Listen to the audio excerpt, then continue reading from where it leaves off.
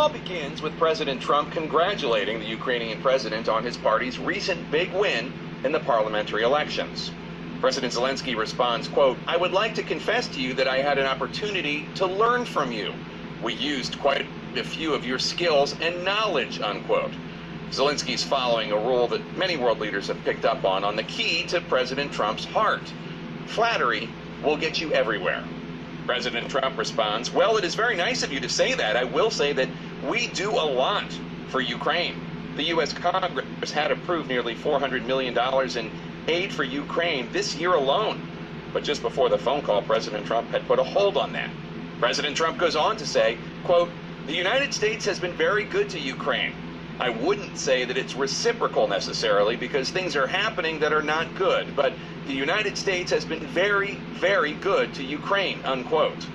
That specific line, "I wouldn't say that it's reciprocal necessarily," is under a lot of scrutiny. It's unclear exactly what President Trump meant by that. Was he, in fact, pushing Zelensky to step up? President Zelensky tells Trump, "We are almost ready to buy more javelins from the United States for defense purposes." Javelins are shoulder-fired missiles. The $400 million aid package to Ukraine included $250 million in military aid. The president responds to that by saying, "I would like you to do us a favor." And he mentions the firm CrowdStrike. CrowdStrike investigated a data breach of the DNC during the 2016 election and concluded that the Russians were behind the hack. CrowdStrike is also at the center of Rudy Giuliani's investigation into how former Trump campaign chairman Paul Manafort was implicated for the work he did in Ukraine. President Trump goes on to say, "I would like to have the Attorney General call you or your people, and I would like you to get to the bottom of it."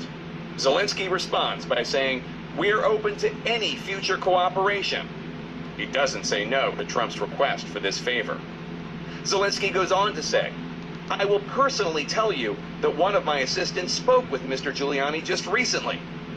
This confirms that Zelensky was already aware of Giuliani's efforts to investigate both the Manafort situation and the role that Joe Biden played in Ukraine while his son Hunter Biden sat on the board of a Ukrainian company.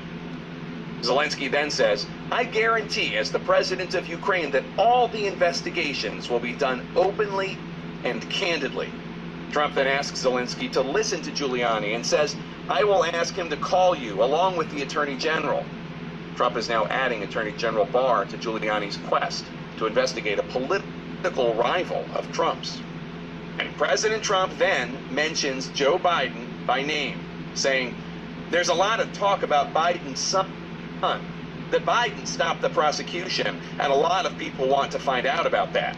It's unclear what prosecution Trump is talking about, and there is no public evidence that Joe Biden's son, Hunter Biden, was himself under investigation." President Zelensky then says the next prosecutor will look into the situation, specifically to the company that you mentioned in this issue. President Trump again says, "I will have Mr. Giuliani give you a call." This is now the fourth time he's brought up Giuliani's name. The call ends with Trump saying, "Congratulations on a fantastic job you've done," and a simple thank you from President.